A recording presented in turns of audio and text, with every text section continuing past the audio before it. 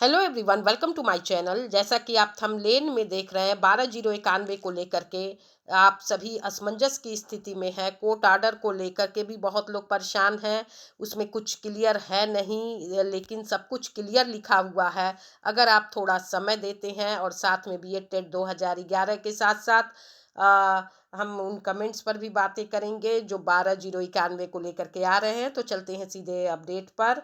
आइए जानते हैं, और सबसे पहले कोर्ट आर्डर के बारे में हम यहाँ पर बात करना चाहेंगे। कोर्ट आर्डर में आपको बातों को समझना होगा। जो पैरा 10 से है उसको समझिए, आगे ऊपर क्या बहस हुई है उसको छोड़ दीजिए, और पैरा 10 से जो बातें कही गई हैं उस पर बात आपको कहना समझना है कि यहाँ पर ये साफ साफ बताया गया है कि जो उम्मीदवारों का आंकड़ा है, चयनित उम्मीदवारों का आंकड़ा, वो 66,655 है, जिसे सुप्रीम कोर्ट द्वारा अवमानना याचिकाओं में पारित आदेश दिनांक 13/12/2019 के पैरा 11 के संदर्भित किया गया है, जिसका उल्लेख पहले ही किया जा चुका है। रिट याचिका याचिकाकर्ता जो 12/091 की लिस्ट का हिस्सा है, वह भी इसका हिस्सा है, लेकिन चूंकि 66,655 की गणना के बारे में राज्य की ओर से जो दायर हलफनामा दिया गया है उससे सुप्रीम कोर्ट संतुष्ट है, इसलिए अदालत के पास गणना के विवरण को स्वीकार करने के अलावा कोई विकल्प नहीं है। 12/091 उम्मीदवारों की वह सूची चयनित उम्मीदवारों की सूची का हिस्सा नहीं थी। पैरा 11 में क्या कहा गया है? पैरा 11 में ये कहा गया है कि 12/091 के उम्मीदवारों की जो लिस्ट है वो उम्मीदवारों को समायोजित करने के लिए दिनांक 6/2/2016 और 8/2/2016 को विज्ञापन प्रकाशित करके काउंसलिंग के लिए आमंत्रित किया गया था।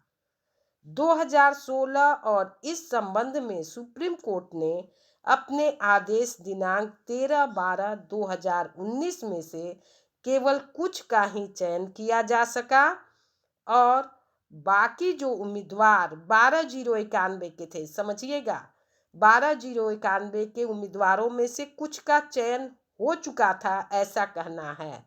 अब बाकी उम्मीदवारों का चयन नहीं हुआ जो कि इस रिकॉर्ड के हिस्सा थे, और इसकी काउंसलिंग भी निकाली गई थी।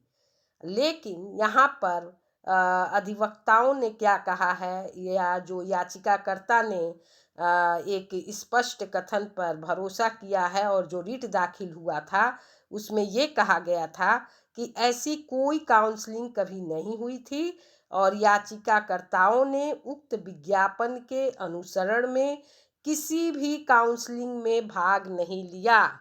यानी 12/091 की जो काउंसलिंग हुई थी, जिसको 2016 में बताया जा रहा है, उसमें याचिकाकर्ता कह रहे हैं कि हमने उस काउंसलिंग में भाग नहीं लिया। ये बात हुई पैरा 11 तक।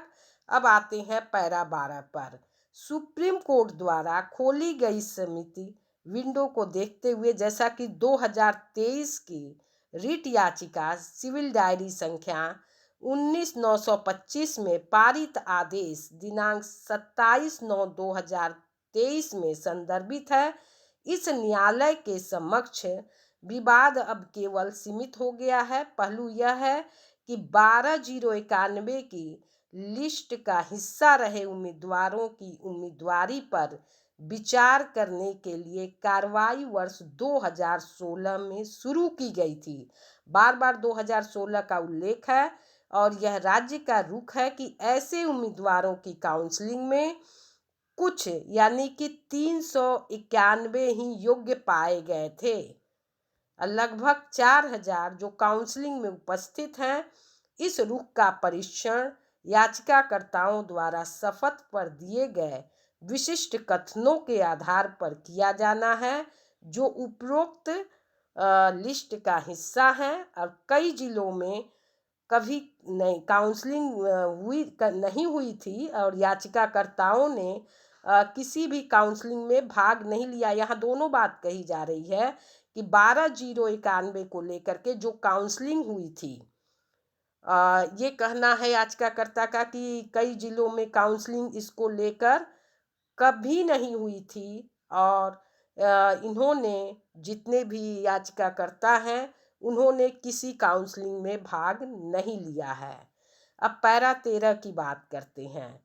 जिला स्तर पर संबंधित राज्य प्रतिवादियों ने सूचित किया है कि वर्ष 2016 में जारी किए गए विज्ञापन के अनुसरण में कोई काउंसलिंग नहीं हुई थी और 12/091 की उपरोक्त लिस्ट में से लगभग 4000 उम्मीदवारों को छोड़कर बाकी उम्मीदवारों के पास ये जो है काउंसलिंग में भाग नहीं लिए।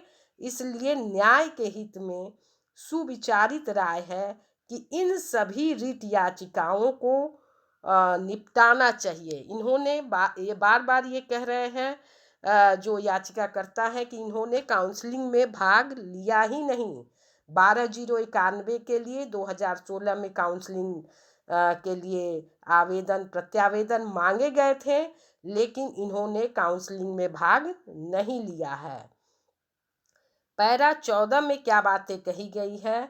यहाँ पर कहा गया है कि याचिकाकर्ता शब्द का उल्लेख किया गया है, हालांकि यह देखते हुए ऐसे याचिकाकर्ताओं की संख्या जो सुप्रीम कोर्ट के समक्ष भी नहीं थे, यानी उन्होंने रिट याचिका दायर नहीं की थी, इस न्यायालय के समक्ष और समान रूप से स्थित हैं। इसलिए किसी भी मनमानी से बचने के लिए उनकी शिकायत पर भी इस न्यायालय में विचार किया जा सकता है। जहां तक इन याचिकाकर्ताओं द्वारा दायर की गई रिट याचिका का सवाल है, जो निश्चित रूप से 12/091 उम्मीदवारों की सूची का हिस्सा नहीं है, कोई राहत नहीं दी जा सकती। जो अन्य अभ्यर्थी गए हैं कोर्ट में याची लाभ लेने के लिए, तो उसके लिए यहाँ कोर्ट ने साफ साफ कहा है, अगर आप 12/091 का हिस्सा नहीं है, यानी आपका नाम लिस्ट में नहीं है, तो आपको कोई राहत नहीं दिया जाएगा। भले ही यह तर्क दिया गया है कि 12/091 की लिस्ट के उम्मीदवारों की तुलना में ये बेहतर स्थिति में है। जैसा कि आप कमेंट में लिख रहे हैं, आपका नंबर अधिक है और आप बाहर हैं, कम नंबर वाले अंदर हैं, तो ये सब न जाने कैसे लिस्ट तैयार की गई थी और किस तरह से लिस्ट तैयार हुआ। उस समय प्रत्यावेदन दिए गए जिसके तहत कम अंक वाले अंदर और अधिक अंक वाले बाहर हैं।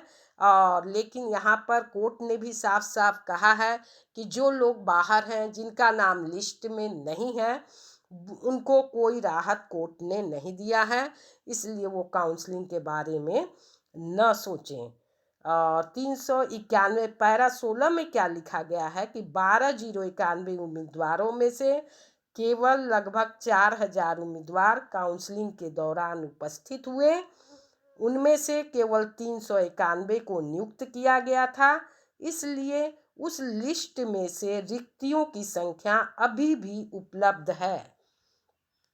अब बात करते हैं पैरा 17 की। पैरा 17 में लिखा है कि 12/091 उम्मीदवारों की लिस्ट संबंधित उम्मीदवारों पर विचार करने के लिए नियुक्ति जो है के लिए एक विंडो खोली गई है, लेकिन उसमें शामिल होने की अनुमति नहीं दी गई है, जो कि प्रमाणित नहीं है।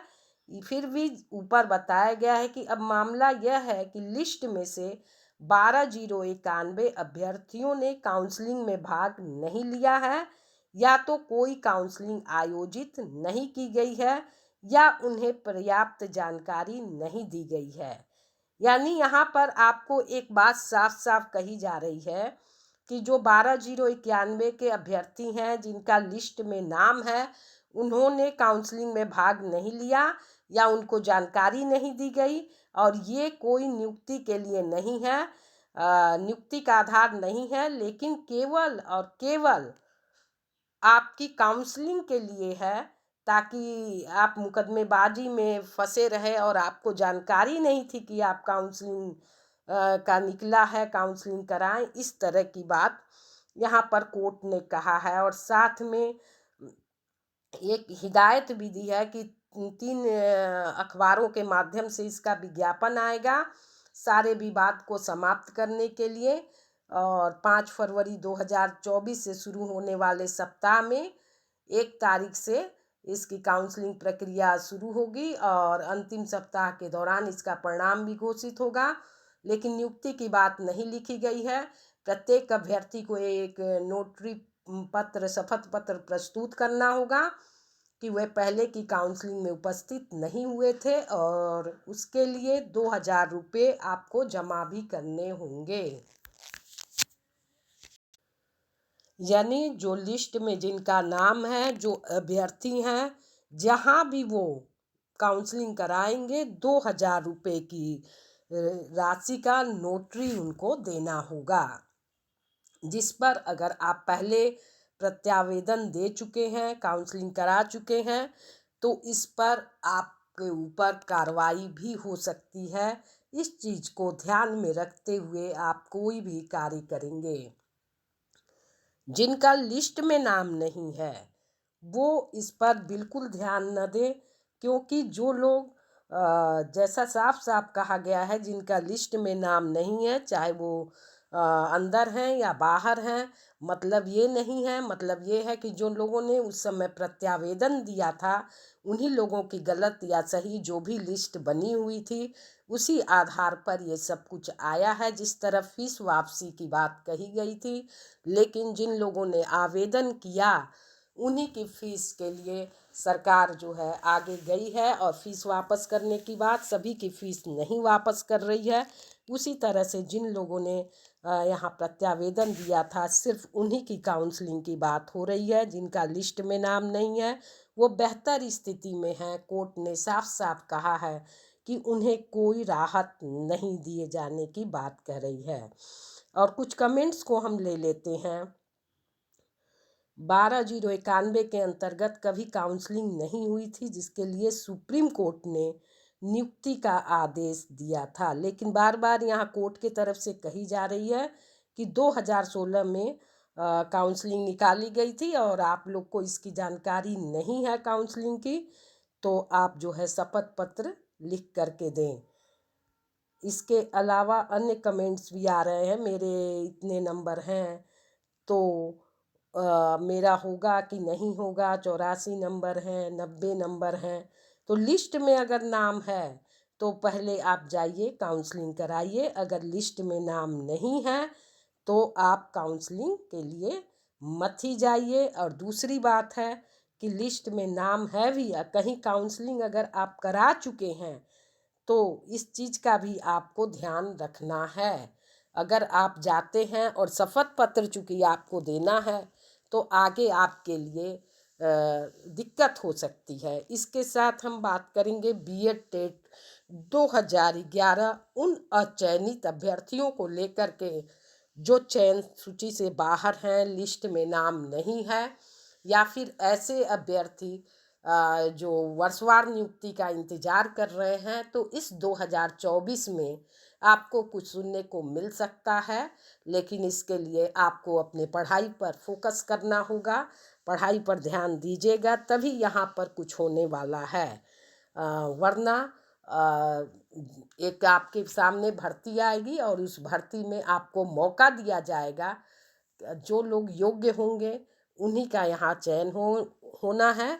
और जो बिहार नियुक्ति की बात मैं बार बार कहती हूँ कि आप लोग कहते हैं बिहार का एग्जाम्पल क्यों देती हैं, तो इसलिए देती हूँ। बिहार में जिस तरह से शिक्षक भर्ती आई एज में छूट देते हुए, इस चीज़ को आप समझिए, एक समझाने का, एक बताने का बस एक माध्यम है कि बिहार में ऐसा हुआ है कि ओवर एज अभ्यर्थी चाहे जितने भी एज के थे उनको छूट देते हुए नौकरी दी गई है।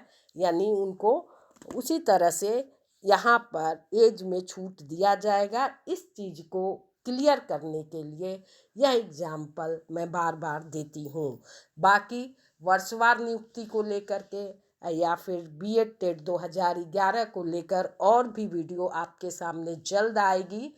फिर मिलते हैं नेक्स्ट रियल ऑथेंटिक न्यूज के साथ। तब तक के लिए thanks for watching. Thank you so much.